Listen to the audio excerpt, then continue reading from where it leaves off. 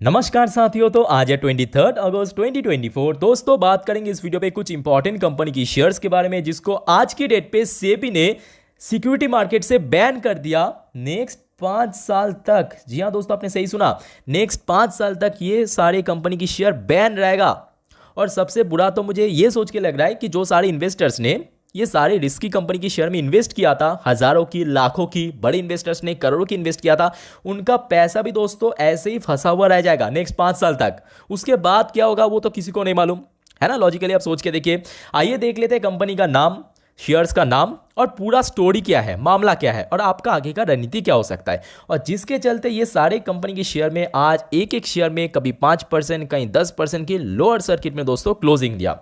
तो दोस्तों ये और कोई नहीं बल्कि हमारे मुकेश अंबानी जी की जो छोटे भाई है यानी अनिल अंबानी जी की पास जितने भी रिलायंस की शेयर है, चाहे रिलायंस पावर की बात करें, रिलायंस इंफ्रास्ट्रक्चर की बात करें, रिलायंस कम्युनिकेशन की बात करें, या हम बात करें रिलायंस होम फाइनेंस, ये तो खैर लिस्टेड कंपनी है। इसको छोड़ के बहुत सारे अनलिस्टेड कंपनी भी है इनके पास, जिसको दोस्तों सेबी ने आज की डेट में बैन कर दिया। और ये सारे शेयर आप देख ही सकते हो आज की डेट में कहीं पे 5% की लोअर सर्किट, कहीं 10% की, 5% की, ऐसे लोअर सर्किट में दोस्तों क्लोजिंग दिया।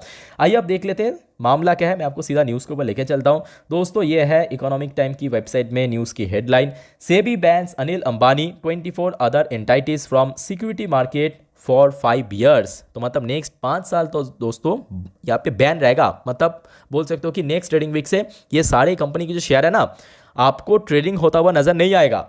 और मैं अक्सर पोर्टफोलियो रिव्यू के समय देखता हूँ, खास करके रिलायंस पावर के अंदर बहुत सारे रिटेल इन्वेस्टर्स ने इन्वेस्ट किया था, बिकॉज रिसेंट टाइम में हमने देखा था रिलायंस पावर की शेयर काफ़ी चला भी था। जैसे कि आप देख सकते हो 6 महीने पे 34% की रिटर्न दिया, और 1 साल पे भी मैं आपको दिखाता हूँ, ये देखिए 99% की रिटर्न दिया। तो ये सारे चीज़ को देखते हुए बहुत सारे इन्वेस्टर्स ने लालच में आके इन्वेस्ट भी किया था।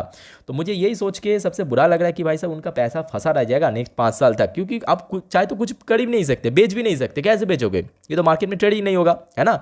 अच्छा ये न्यूज़ मैं आपको दिखाता हूँ, यहाँ पे आप देख सकते हो कि अलग अलग मीडिया वेबसाइट ने क्या कवर किया। SEBI ban Anil Ambani 24 other from security market for 5 years over RHFL। ये दोस्तों मेन काल्प्रिट है, इसके स्कैंडल के थ्रू ही दोस्तों ये बैन किया। उसके साथ साथ अनिल अंबानी के ऊपर 25 करोड़ की पेनल्टी भी दर्ज किया।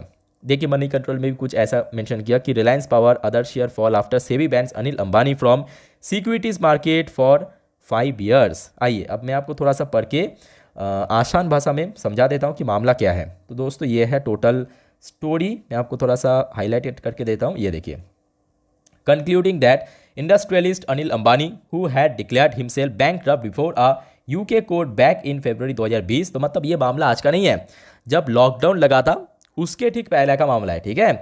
उसके बाद देखिए यहाँ पे क्या मेंशन किया कि देखिए ये fraudulent scheme of siphon of fund from कौन सा कंपनी, रिलायंस होम फाइनेंस। ये दोस्तों मेन कल्प्रिट है। Market regulator SEBI has barred him from the security market for 5 years. Clearly दोस्तों 5 साल के लिए बैन कर दिया। अच्छा उसके साथ साथ ये भी दर्ज किया, ये देखिए मैं आपको थोड़ा हाईलाइट करके दिखाता हूँ। ये देखिए, the regulator has also imposed a hefty penalty of ₹25 crore on Anil Ambani. And उसके साथ साथ जितने भी देखिए सारी कंपनी के हैं उनकी बोर्ड ऑफ डायरेक्टर, उसके ऊपर भी दोस्तों 25 करोड़ की पेनल्टी दर्ज किया। अच्छा जिसके चलते आज जितने भी रिलायंस की, मतलब ये जो अनिल अंबानी जी के पास है रिलायंस की शेयर, उनके अंदर आज एकदम से नीचे गिरावट हुआ। कहीं पे 14% की गिरावट, कहीं पे 10%, कहीं पे 5% की लोअर सर्किट। तो यहाँ पे आप देख सकते हो रिलायंस पावर हो गया, रिलायंस होम फाइनेंस हो गया, यही मेन कल्प्रिट है रिलायंस होम फाइनेंस, इसके स्कैंडल के थ्रू ये सब कुछ हुआ, ठीक है। और रिलायंस इंफ्रास्ट्रक्चर, ये सारी शेयर में दोस्तों आज गिरावट हुआ, ठीक है। अच्छा उसको छोड़ के और भी बहुत सारे अनलिस्टेड कंपनी भी है, ठीक है। देखिए जो जिसका नाम जानना उतना आई थिंक की जरूरत नहीं है, बट फिर भी आप थोड़ा सा देख लीजिए और कौन कौन सी अनलिस्टेड कंपनी जिसको बैन कर दिया। जैसे कि रिलायंस ग्रुप का ही है, मैं आपको थोड़ा हाईलाइट करके दिखाता हूँ। एक हो गया आपका रिलायंस यूनिकॉर्न एंटरप्राइजेस, दूसरा हो गया रिलायंस एक्सचेंज नेक्स्ट LT ऐसे नाम करके, रिलायंस कमर्शियल फाइनेंस लिमिटेड, ये एक हो गया। उसके बाद देखिए रिलायंस क्लीन गिन लिमिटेड, रिलायंस बिजनेस ब्रॉडकास्ट कुछ ऐसा नाम है, और उसके साथ साथ Reliance Big entertainment private limited. तो ये सारे कंपनी को दोस्तों, एक एक कंपनी को ध्यान से पढ़ना, यहाँ पे लास्ट लाइन को, have been imposed a penalty of ₹25 crore each. हर एक कंपनी को दोस्तों 25 करोड़ की पेनल्टी भी चार्ज किया। उसके साथ साथ कंपनी की जो ओवरऑल ग्रुप की जो मालिक है यानी एमडीएन क्या बोलते हैं, chairman cum managing director Anil Ambani ji, इनको भी बैन कर दिया नेक्स्ट 5 साल के लिए, और इनके ऊपर पर्सनली 25 करोड़ की पेनल्टी भी दर्ज किया, ठीक है। और जिसके चलते आज ये सारे जो ग्रुप की शेयर्स हैं आज बम्पर गिरावट हुआ, जो कि अक्सर मैं आपको बोलता हूँ। अब देखिए यहाँ पे सिर्फ मामला मैं कहूँगा रिलायंस की नहीं है, यहाँ पे एक और ग्रुप है, मैं आपको थोड़ा यहाँ पे लिख के देना चाहता हूँ, जिसका नाम है फ्यूचर ग्रुप, ठीक है। ये ग्रुप का भाई साहब नाम तो फ्यूचर रख दिया, बट इस ग्रुप के अंदर ना इन्वेस्टर्स की बिल्कुल फ्यूचर नहीं है, मतलब जीरो फ्यूचर आप बोल सकते हो। कुछ ऐसे ही मिलता जुलता कंपनी है जिसके ऊपर डेट एक्सट्रीमली है। मैं आपको एक एक करके एग्जांपल देता हूँ। रिलायंस पावर की बात करें, ये भी एक लॉस मेकिंग कंपनी, जिस वजह से आप लोगों को मैं क्यों बार बार बोलता हूँ कि देखिए लॉस मेकिंग कंपनी से थोड़ा सा दूर रहिए, जितना हो सके दूर रहिए। हाँ, इस बार जून क्वार्टर में कंपनी का नुकसान जो है थोड़ा सा कम हुआ था, थोड़ा श्रिंक हुआ था, बट स्टिल ये एक लॉस मेकिंग कंपनी है। और कंपनी को कितना डेट है आप पहले देख लीजिए, जिस वजह से आपको मैं हर एक शेयर को दिखाता हूँ कि कंपनी को कर्जा कितना है, कैश कितना है।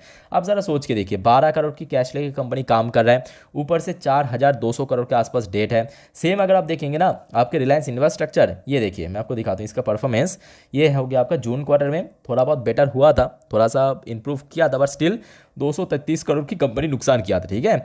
और कंपनी को कितना कर्जा है पहले आप देख लीजिए, ये देखिए कैश कितना है 182 करोड़ का, कर्जा कितना है 3000 करोड़ का। आप समझ रहे हो ना, अब ये तो कुछ भी नहीं है। एक और शेयर है, ये देखिए रिलायंस कम्युनिकेशन, इसके पास कितना कर्जा है आप तो देख के आपका नींद उड़ जाएगा। पहले आप देख लीजिए कंपनी की परफॉर्मेंस कैसा हुआ था, कितने करोड़ का नुकसान, ये देखिए 2000 करोड़ के ज़्यादा, 2220 करोड़ के आसपास अप्रॉक्स कंपनी का नुकसान हुआ था। इवन इस बार कंपनी का नुकसान और ज़्यादा बढ़ गया था।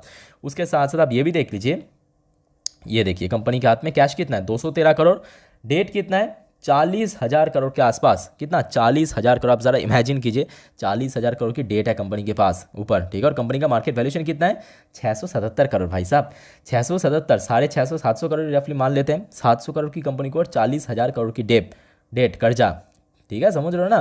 तो कितना रिस्की कंपनी है, इस टाइप की रिस्की कंपनी। इस वजह से आपको मैं बार बार बोलता हूँ कि देखिए लॉस मेकिंग कंपनी से दूर रहिए। ये देखिए ये कंपनी का हाउसिंग फाइनेंस का जो मेन कल्प्रिट है, इस बार देखिए परफॉर्मेंस भी खराब था, ऊपर से 43 करोड़ की नुकसान भी था, सॉरी 43 लाख की, ठीक है, थोड़ा बहुत नुकसान था। तो जिसके चलते आज भी यहाँ पे एकदम से गिरावट हुआ। अब सबसे जो इंपॉर्टेंट देखिए सोल्यूशन क्या है इसका, तो बहुत सारे देखिए मैं जब पोर्टफोलियो रिव्यू करता हूँ ना, मैं देखता हूँ कि अक्सर देखिए रिलायंस इंफ्रास्ट्रक्चर की बात करें, रिलायंस कम्युनिकेशन की बात करें या रिलायंस होम फाइनेंस की बात करें, इसमें कोई खास लोग इन्वेस्ट नहीं करते।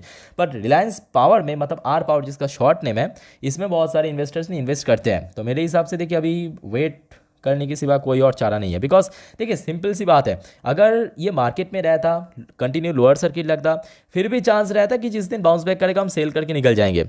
लॉजिकली आप सोच के देखिए, फैक्ट के ऊपर बेस करके, है ना। बट प्रॉब्लम ये है कि ये जो शेयर है ना रिलायंस पावर, ये नेक्स्ट डे से आपको मार्केट में दिखेगा ही नहीं, क्योंकि मार्केट रेगुलेटर ने इसको बैन कर दिया, ठीक है।